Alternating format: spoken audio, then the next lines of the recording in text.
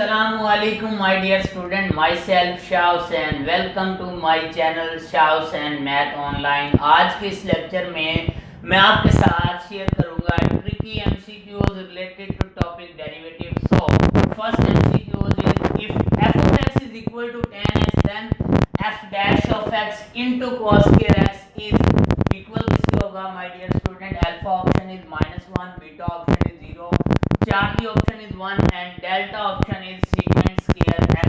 तो dear student सबसे पहले आप नोटिस करें कि हमने जो फंक्शन गिवन है इसका f dash of x find करना है, यानी इसका डेरिवेटिव फाइंड करना है. तो ये f dash of x derivative of tan x क्या होता है? secant square x. अब डियर स्टूडेंट secant square को क्या राइट कर सकता हूँ? 1 अपॉन cos square x. अब ये हमारे पास क्या है? f dash of x. इसे किससे मल्टीप्लाई करना है? इसे cos square से मल्टीप्लाई करना है. तो आप नोटिस करें ये डिवाइड है, इस साइड में मल्टीप्लाई करूंगा तो f dash of 2 cos square x किसके इक्वल आ चुका है? 1, जो कि हमारे पास यहाँ पर चार्ली करेक्ट ऑप्शन है.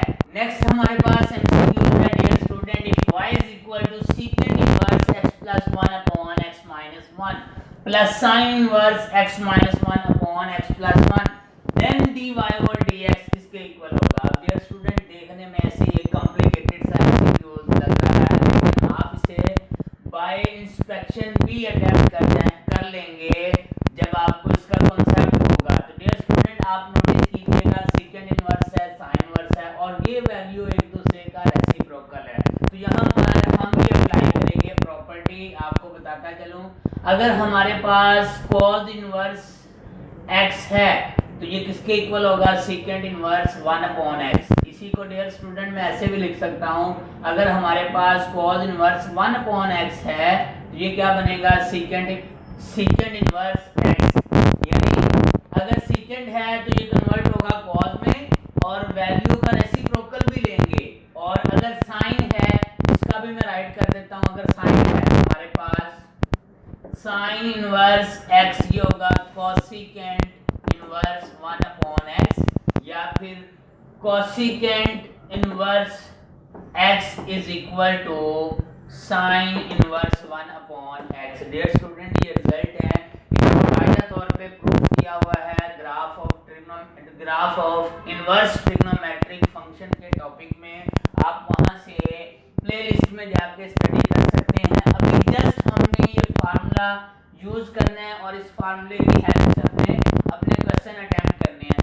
सिमिलरली हमारे पास सेकंड ये फार्मूला है sine inverse x plus cos inverse x equal होता है π/2. Same tan inverse x plus cot inverse x equal होता है π/2 and last but not least secant inverse x plus cosecant inverse x equal होता है π/2.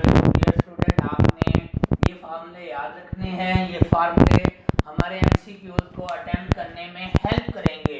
अब हमें क्या करना है, यहाँ पर आपके पास चॉइस है सेकंड इनवर्स को कन्वर्ट कर लें cos में या साइन इनवर्स को कन्वर्ट कर लें कोसेकेंट में. तो मैं यहाँ पर क्या करता हूँ, इसे चेंज कर लेता हूँ. ये हमारे पास बनेगा y is equal to cos inverse क्या बनेगा?